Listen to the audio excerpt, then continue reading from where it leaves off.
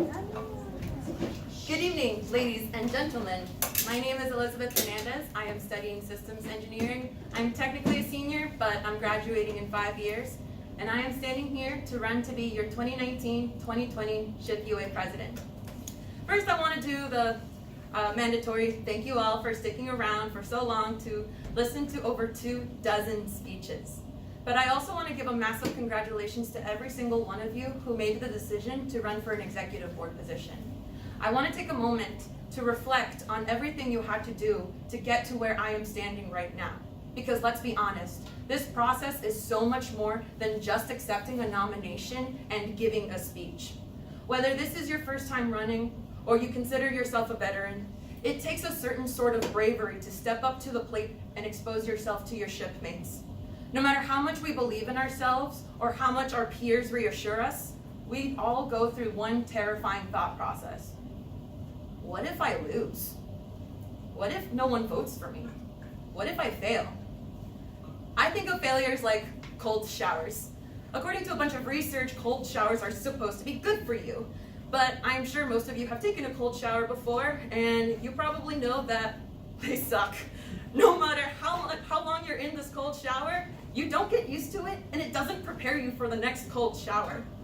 We all know that failing is good for us, because they're necessary for strong successes, to make us better and stronger people. But that doesn't mean that failure doesn't suck. The prospect of failure in front of us as we give these speeches is terrifying. But you can't win if you don't run. 20 of you decided to listen to that little voice in the back of your head with hope and take the risk for great reward. I am certain that whoever takes on the executive board for next year will do a magnificent job. But if you don't, hear me out. Please come back. You will become the most fundamental and resourceful general body members that will carry out our chapter's mission. The executive board is nothing without our members.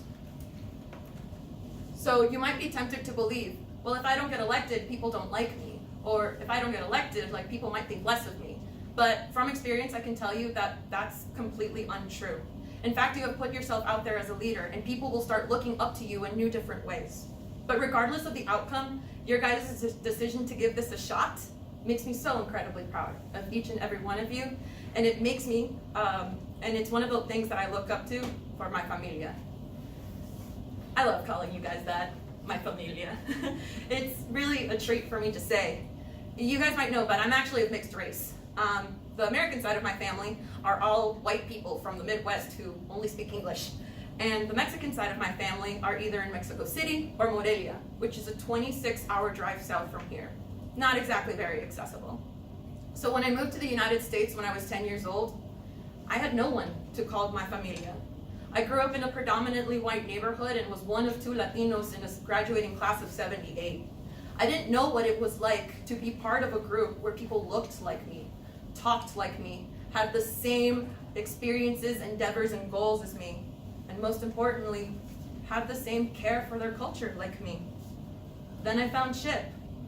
It was the summer between my junior and senior year of high school that I attended the Summer Engineering Academy here at the U of A.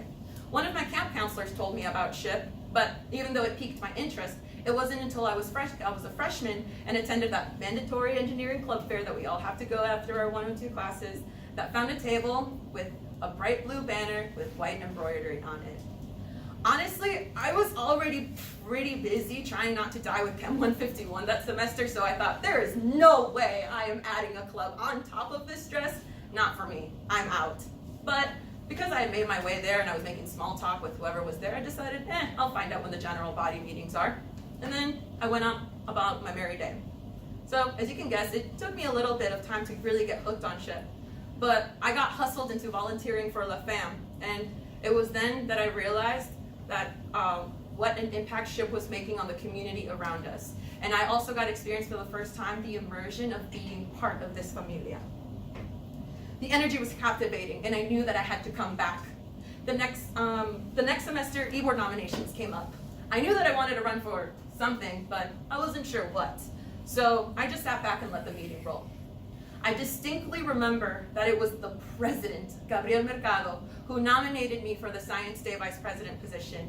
And it was the LaFam VP at the time, now my friend Pablo Espitia, who shouted, "Second!" from the back. I swear I could have cried at that moment. Maybe I did, but I don't remember it. You guys know how I am. But it was such an amazing feeling to have people that you look up to believe in you, especially as a freshman. SHIP has been one of the most defining parts of my college career so far.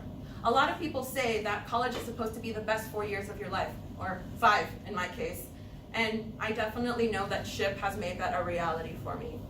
But not everything has been rainbows and butterflies while I've had my time here. In fact, it's been through SHIP that I've experienced some of my greatest failures, my coldest of showers, if you will. When I was Science Day Vice President, the executive board decided to switch the order of my event and LaFam, which made me the very first person to run Science Day first. I didn't know how to trust my new e-board, and the Science Day VP I had helped so closely the semester before disappeared. I dedicated so much time to make sure that Science Day 2016 was perfect, and that I had no time left for my academics.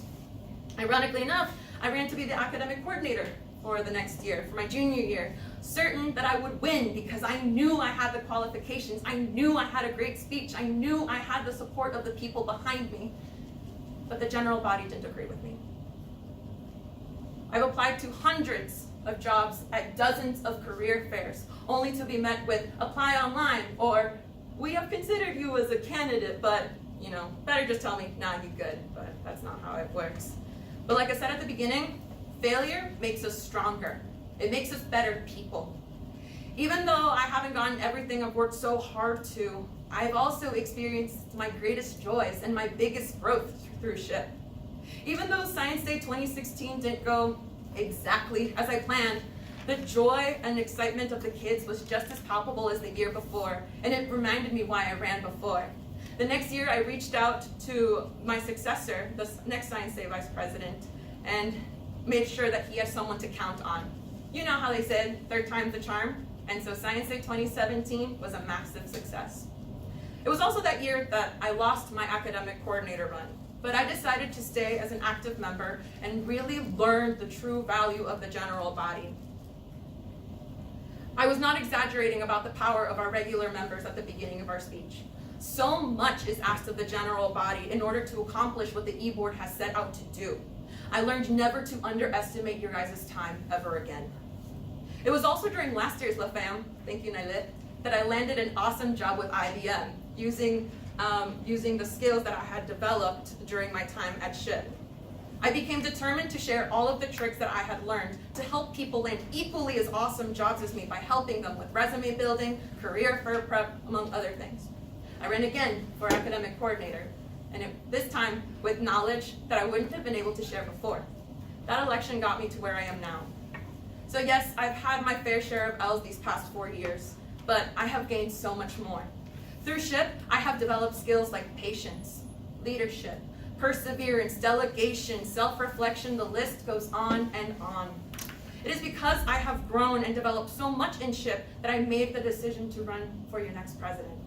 As president, I will continue paving the way for great leaders and remarkable engineers. I will tell my story and show people how much SHIP has done for me so that they can see how much SHIP can do for them too.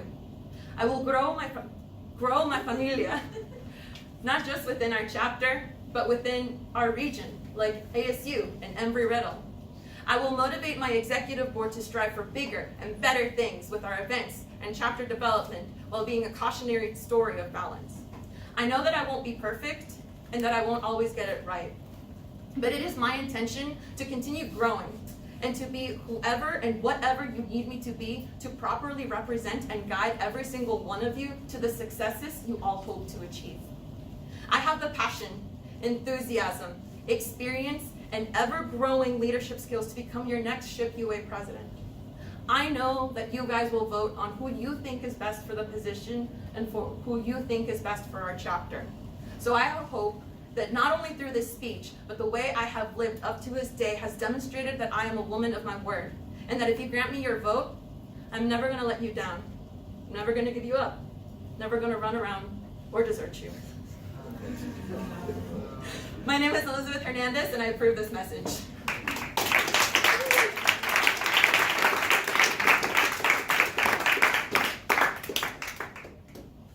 Alejandro. How do you plan on working on recruitment and retention of new members? Yeah, so from my experience from the past 4 years, I have learned that people stay because there is usually an executive board member who they befriend because they know that the executive board is going to come back and stuff like that. I know at the beginning of this year we made strides to, instead of having highs and lows at our e-board meetings, we made who did you meet today and what did you learn about people. I want to take that a little bit further with the executive board and maybe ask a little more questions. Make it a little game for our executive board to be like, whose new general body member has a favorite color of green? Or something like that, something to keep it interesting, to keep, besides developing those relationships, to really motivate the executive board because most of you are fairly young and I know the nervousness it is to walk up to someone and say hi, even if you're really extroverted, because I've been there. So to give a little motivation and make it a little bit of a game, I think is the best way of going about recruitment and retention. Baby. Alright, so RODC and SHIP National is also one of the biggest things, especially coming up next year. How do you hope to bring in more people to those individual events? Yeah, for sure. So it definitely falls under the me telling my story and then them being able to relate to it because I have been to the past 3 national conventions and the past 4 RLDCs. At one of the national conventions, I was elected to represent our chapter at the DSOC Design Challenge. I was one of 24 of a pool of 500 candidates to be represented. So I know the competition side of national conference and I also know the professional development, like I know how to navigate the workshops and stuff like that. So, and I expect to promote RLDC kind of the same way that I did this year by hustling new members and being like, hey, you're free next week, right? And getting them to join and to really get involved. It's really about that one-on-one interaction. It's more than just posting it on the slide. You have to go talk to people, and that's what I intend to do, guys. Mr. President. So, as a president, one of the biggest things, and really the main thing you have to do is focus on what the bigger picture of the chapter is. You have to trust a lot in your e-board and trust that they're going to do things the best way they can and they're going to make the right decisions. And even sometimes you cannot really, even if you know it might not be the best thing, you have to trust they're going to realize it themselves. So going back to the bigger picture, I'd like to hear a little more about how do you envision the chapter coming 2020? By the time you're here, if say you're elected, you're here sitting in the same place, hearing through speeches, what is your vision of the chapter? What accomplishments would you like to see the chapter have had in that past year? Give me a second to think about it. Because there's 2 parts to that question. There's the what do I hope to accomplish with my executive board and what do I hope to accomplish with my general body. With my executive board, I have seen you particularly step back in situations where I was so adamant that you should take a stance and stuff like that. And you are the one that helped me realize that having an opinion on everything doesn't mean that you're always right. And that even if you think it's best for the chapter, one of the things that I'm going to start doing next year is asking the chapter, what is best for you? I can propose as many ideas as I want about what is best for you guys, but if you guys don't think it's best for you, you're not going to take advantage of those opportunities. I can say, oh, we're going to offer weekly study sessions for 175, but only a couple of you are taking 175 this semester. I really want to listen to you guys and take your input and really ask you guys what's best for it. So by 2020, I do hope to deliver the best I can for the best of you. Not to make an assumption, not to run a meeting tyrannically or to make myself the head of it, but rather to be a partner. Not with just my executive board, but with my general body members as well. Every single one of you has a voice, even if you're not in a position of power, and all of you deserve to be heard.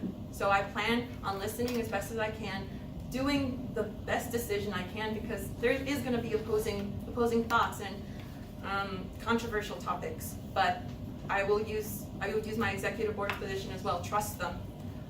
Come to a consensus, and believe that majority does know best.